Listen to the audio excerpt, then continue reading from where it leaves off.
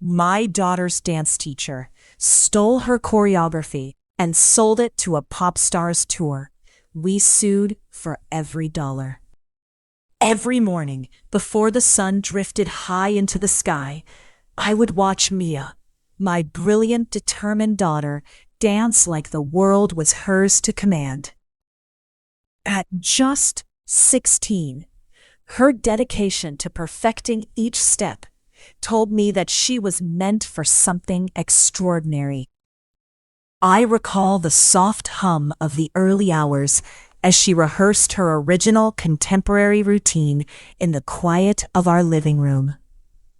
The gentle echoes of her movements filling our home with hope and a promise of a bright future. There was something almost magical in the way her body moved in harmony with her emotions, daring to articulate dreams that many wouldn't even dare to imagine coming true. Each twist, leap, and spin carried with it hours of dedication, sacrifice, and sheer passion. That morning, beneath the light that filtered softly through our curtains, I saw not just a dancer, but an artist on the verge of creating her own legend. But somewhere deep inside, a quiet question began to form. Could the artistry she was nurturing ever be compromised by those who sought to exploit her talent? I remember the day Vanessa Okafor stepped into our lives. As Mia's dance teacher, Vanessa was revered not only for her expertise, but also for the gentle mentorship she offered. I listened intently as she explained her method of recording our practices to capture every subtle nuance of technique, a practice that at the time seemed perfectly harmless. Watching them work together, I felt a mix of relief and admiration. Here was someone who promised to refine Mia's raw talent into a dazzling performance. Yet, as Vanessa's camera whirred softly in the background, a quiet unease began to settle in my heart. The meticulous notes she took, the subtle smiles exchanged between them, all hinted at dynamics I couldn't quite put my finger on. In the midst of guidance and praise, a nagging question emerged. Was Vanessa truly just a mentor? Or was her influence slowly transforming into something darker? Something that might one day betray our trust? Mia spent countless evenings pouring every fleck of her soul into crafting a dance routine that was uniquely her own. I watched, both in awe and wonder, as her movements grew into a breathtaking blend of raw emotion and meticulously honed technique. Every step seemed to be infused with the trials and triumphs of her inner world, creating a choreography that not only told a story, but also resonated with anyone who had ever felt misunderstood or unseen. It wasn't just a routine. It was her declaration of independence, a masterpiece born from late nights and endless hours of practice in our small, makeshift studio.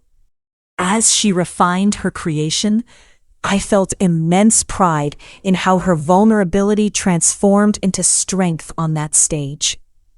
But amid the swirling joy and creative liberation, I couldn't shake one lingering fear.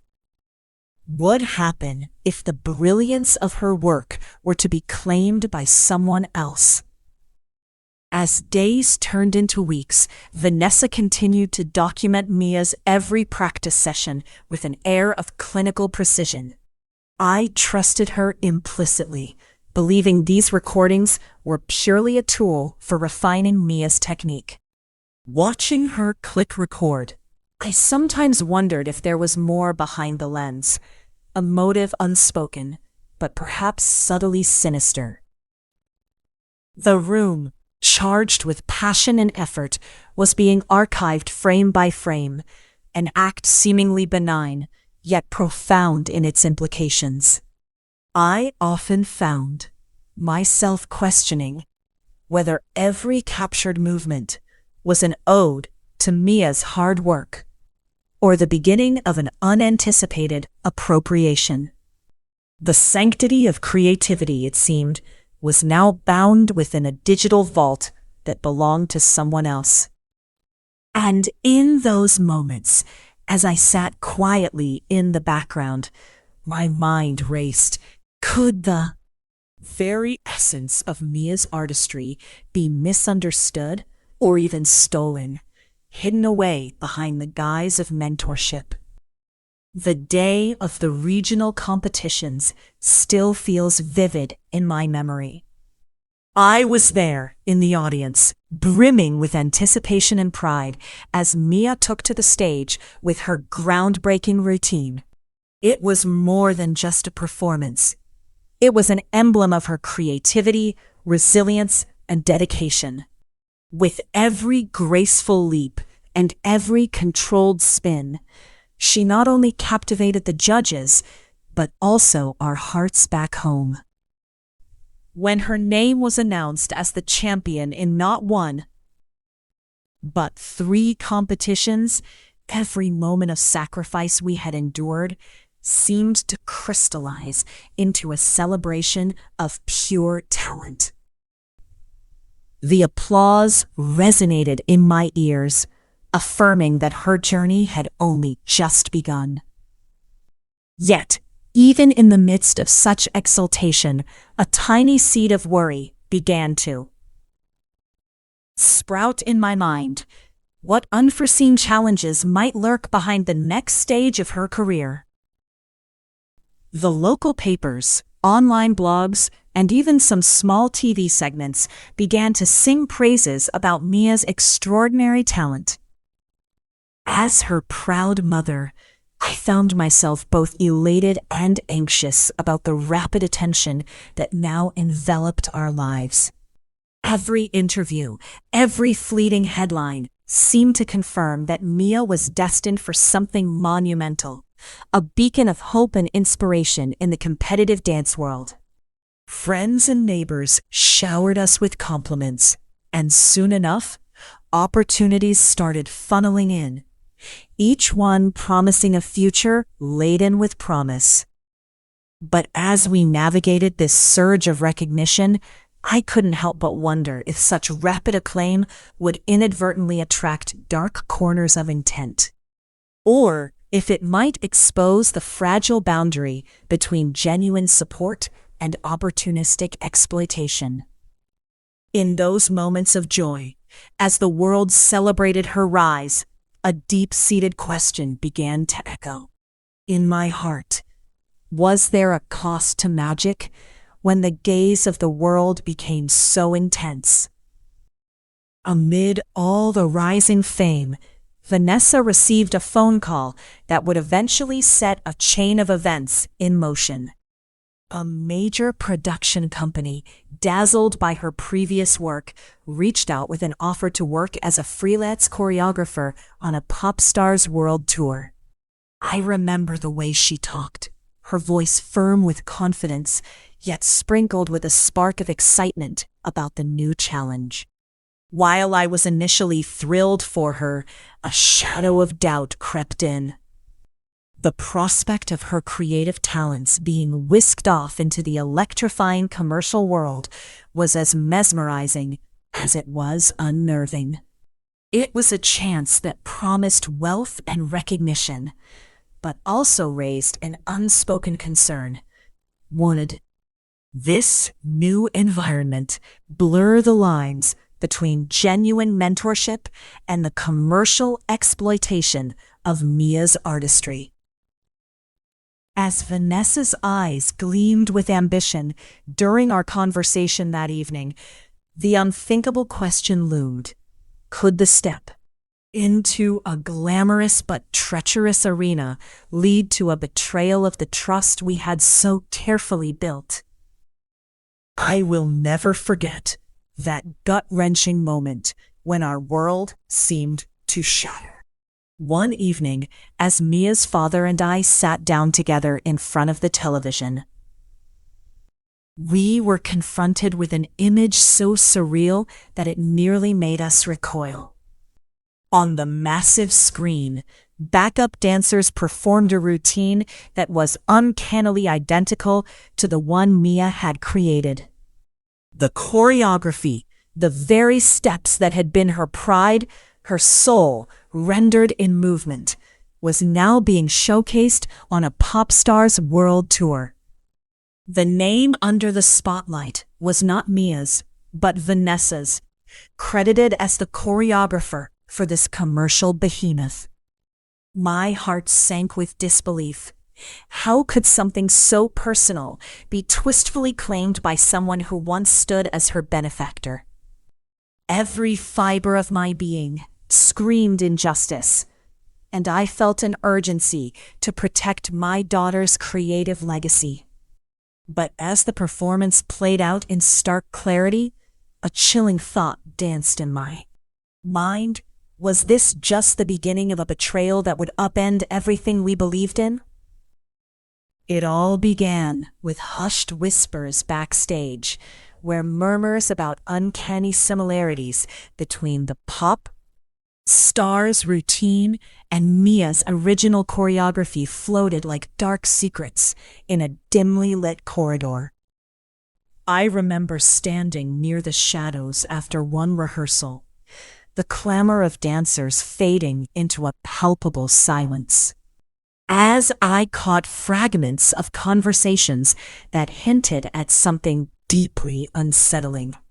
The rumors were like seeds being planted, growing quietly, word by word. Some dancers mentioned a mysterious figure who seemed almost too pleased by every move Mia had ever crafted. It was as if the very soul of her passion had been carefully observed and then replicated by someone we trusted. Everything felt surreal, a betrayal almost too calculated to be a mere coincidence. I couldn't help but wonder if these discussions were the first indications that Vanessa had gone too far. Were these whispered conspiracies really about our daughter's art? Or was it just idle gossip backstage? My heart pounded as I pieced together the fragments in my mind, desperate for clarity, but teetering on the edge of an unthinkable truth. What exactly lay behind those quiet conversations? The day of reckoning came unexpectedly. I found myself standing face to face with Vanessa in the quiet of our home, the tension palpable as I laid out the similarities we had observed. I can still remember my voice trembling, not from a simple argument, but from the anguish of a mother whose daughter's creativity might have been stolen. Vanessa's eyes darted nervously as she listened to every word I had rehearsed in my mind. I recalled the countless hours she'd spent with Mia, nurturing her talents, and now that same person was under suspicion of betraying that sacred bond. It felt like I was confronting not only a teacher, but also a guardian who had overstepped a boundary. I challenged her, demanding to know if she had ever taken inspiration, no, possession, from Mia's work without permission. The tension hung between us like a dense fog, with each word deepening the rift. I left that confrontation with more questions than answers, wondering if Vanessa's remorse was genuine or if there was a darker motive lurking beneath her carefully maintained exterior. How deep does this betrayal really run? The weight of betrayal soon transformed from a private anguish to a public battle. And I knew that words alone couldn't mend the damage or secure justice for Mia. The moment had arrived, when we had to draw a clear legal line between personal trust and theft of creative spirit. With a heavy heart and steeled resolve, I reached out to an esteemed intellectual property attorney who had a reputation for fighting for the underdog.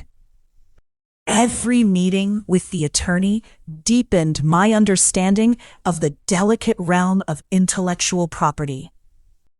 Turbulent intersection of art and law, where every move is scrutinized and every detail counts. As we began to map out our strategy, I found myself grappling with immense guilt and anger. Was I overreacting?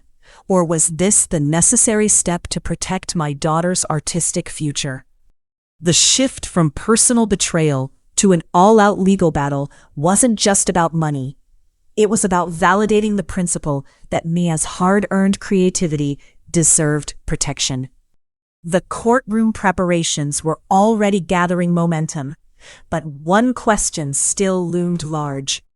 Could the law truly mend this deeply personal wound? Every step forward required us to meticulously reconstruct the past, and that meant gathering every piece of evidence that could shed light on the alleged theft. Our attorney became our guide through a labyrinth of recorded rehearsals, time-stamped video files, and detailed notes that Mia had kept over the years. I vividly recall sitting alongside our legal team, watching the grainy footage of Mia's rehearsals. Her face alight with passion, the originality of her every move preserved in each frame. As we pieced together the timeline, every clip and every soundbite seemed to whisper a piece of the puzzle. Each element of evidence reaffirmed our belief. The choreography on that pop star's tour wasn't a mere coincidence, but a replica of Mia's own creations. Yet, despite the mounting evidence, I felt a piercing uncertainty. Could we really prove that Vanessa had deliberately taken Mia's work? Or was the similarity just an unfortunate alignment of artistic influences? With every shred of evidence emerging, I was left grappling with an unsettling question that demanded an answer. Was the trail of proof strong enough to unmask the theft of my daughter's soul? The calm before the storm was punctuated by days that seemed to stretch into an eternity, as every detail was scrutinized in preparation for court. The tension in our home was now echoed in the sterile corridors of the legal arena, where expert witnesses were being meticulously assembled. I spent hours listening to experts, each of whom painstakingly agreed to analyze Mia's choreography frame by frame. Comparing every fluid movement, every subtle nuance, with the routine presented on stage by the pop star's backup dancers. In those long preparation meetings, I felt as though the story of my daughter's talent was being recorded in legal script, one that needed to be defended with absolute precision. I wrestled with emotions, pride in Mia's originality clashing with the bitterness of betrayal, all while facing the daunting task of turning art into courtroom evidence. It was a surreal and nerve-wracking process, layered with the hope for vindication and the fear of failure. As we steeled ourselves for the impending legal battle, I couldn't help but ask myself, in a courtroom filled with art critics and legal jargon, would justice find its way back to the true artist?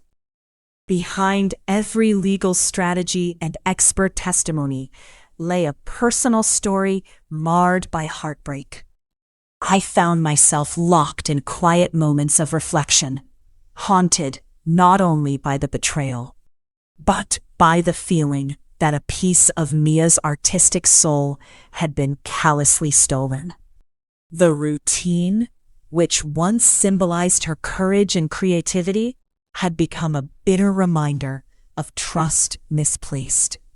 In the late hours after Mia had gone to sleep, I would sit alone, replaying every step and every smile from the rehearsals, all the while feeling an ever-deepening sorrow over this shattered relationship with Vanessa. My heart ached as I envisioned my daughter's bright future now clouded by the infringement on her originality. It wasn't merely about the money at stake or the public humiliation. It was about the denial of her right to shape her own artistic identity.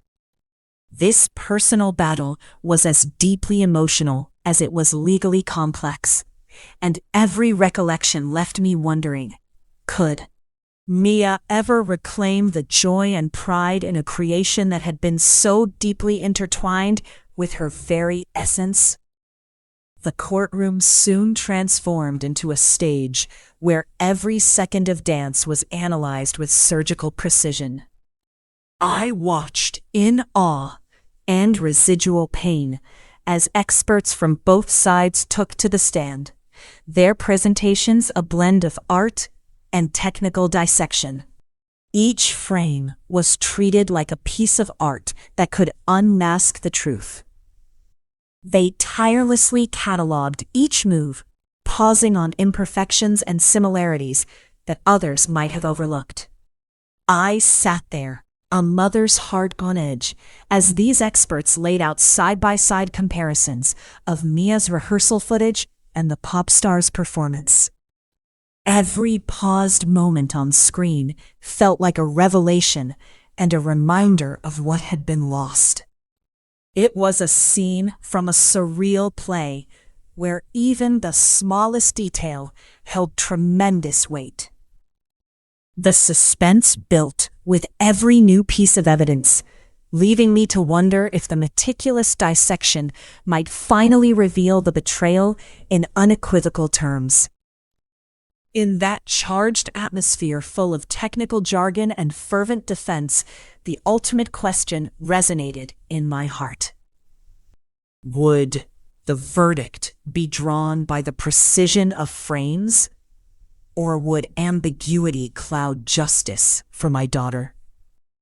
The courtroom was now a battleground where the intangible beauty of artistic expression clashed with rigid notions of intellectual property. The debate took on a philosophical dimension. Could a creation belonging to an underage student ever be legitimately repurposed by an instructor?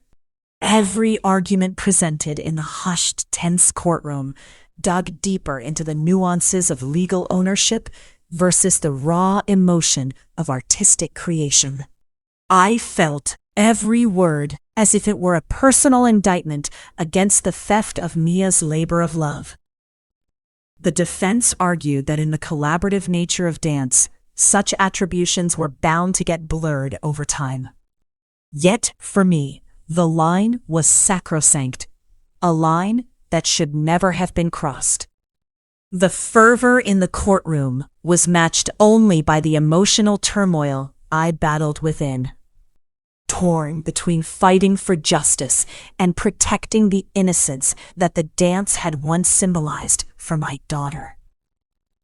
As the legal experts volleyed back and forth about copyrights, moral rights, and the sanctity of creative expression, I was left questioning the very fabric of artistic ownership. Would the scales of justice ever tip in favor of a young dancer whose dream had been undermined by betrayal? I sat in the courtroom, my heart pounding as the exchange of testimonies became a battle of wit and emotion. Every question from the defense felt like another jab at my daughter's creativity, while the prosecution countered with a fierce passion that mirrored my own protective instincts. I listened intently as expert witnesses dissected every movement, trying to undermine the originality of Mia's dance.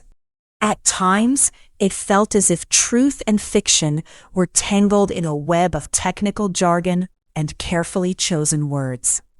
I could see the tension etch itself onto faces across the room. The expert witnesses, the judge, even Vanessa, whose hardened expression suggested she was not going to relent easily.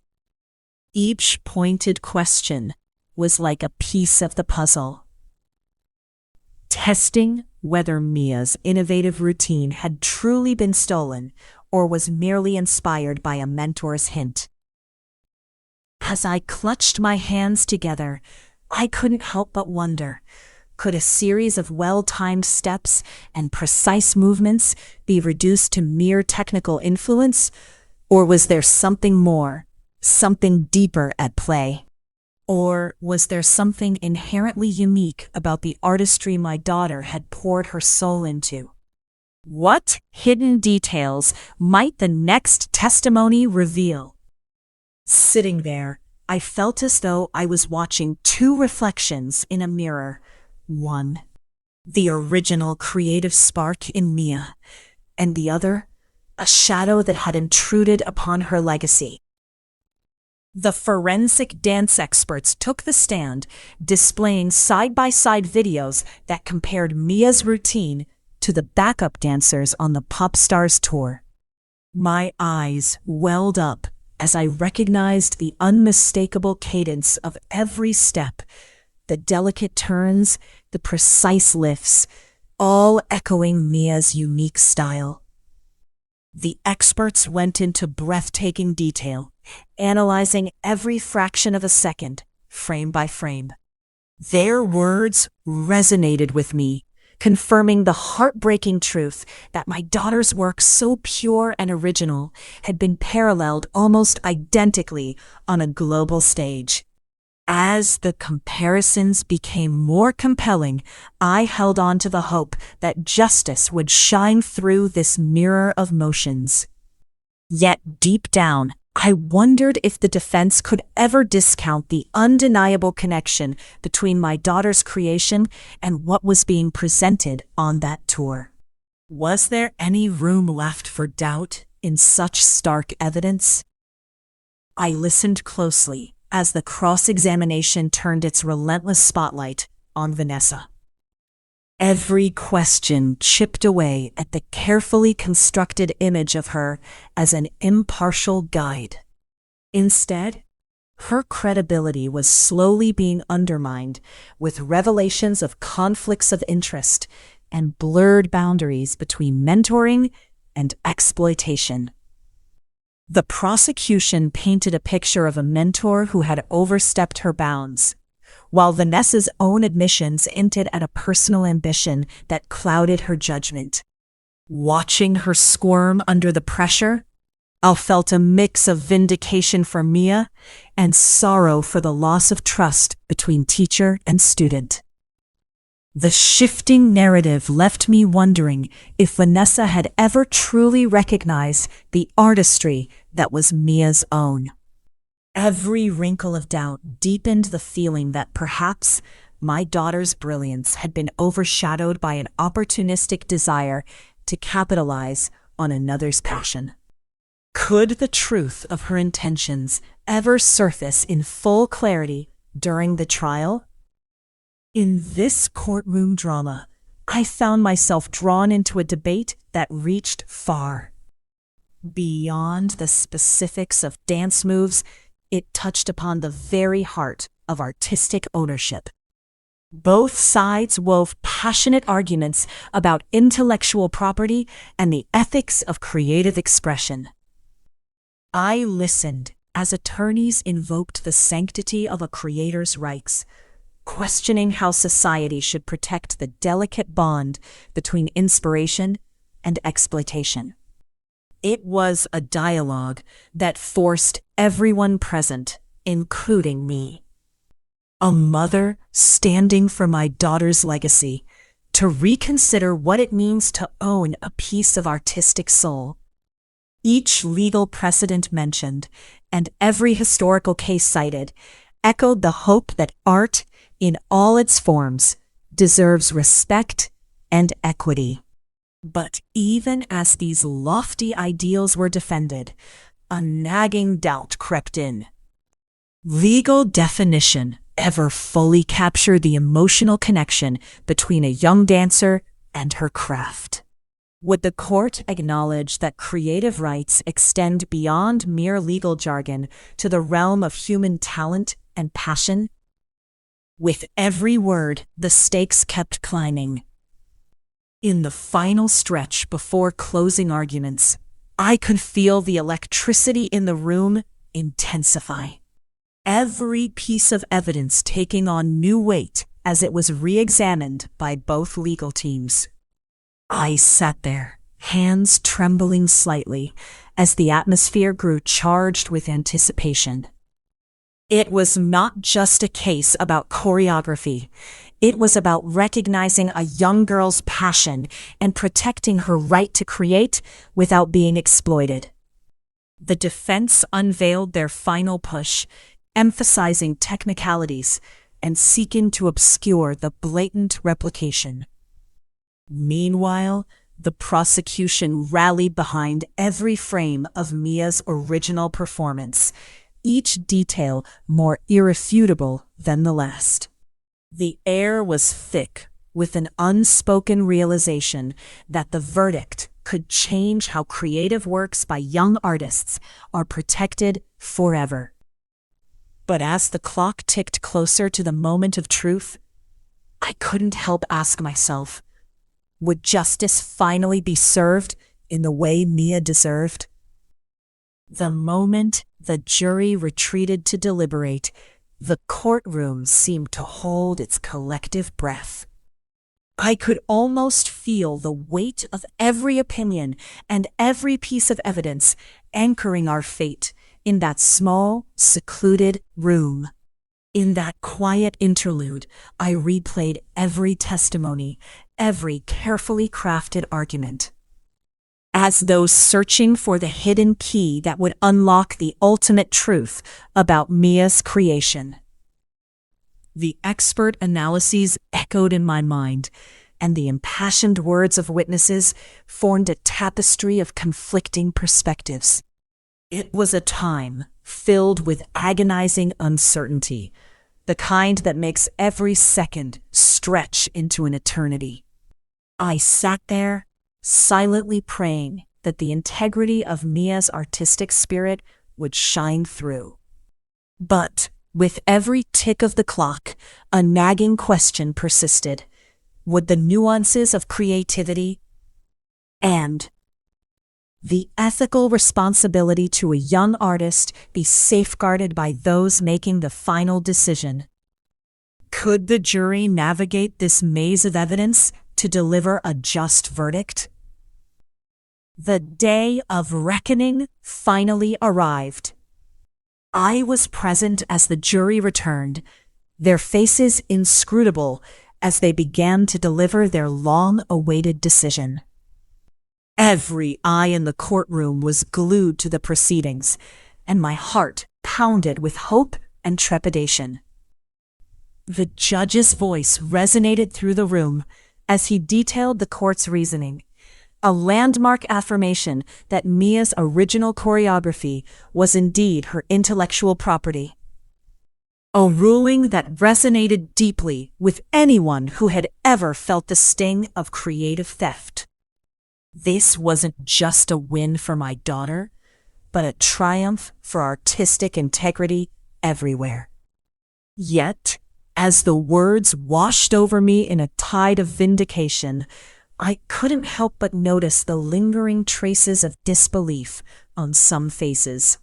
There was relief and celebration, but also the heavy realization that Vanessa's future, once promising, would now be irrevocably altered.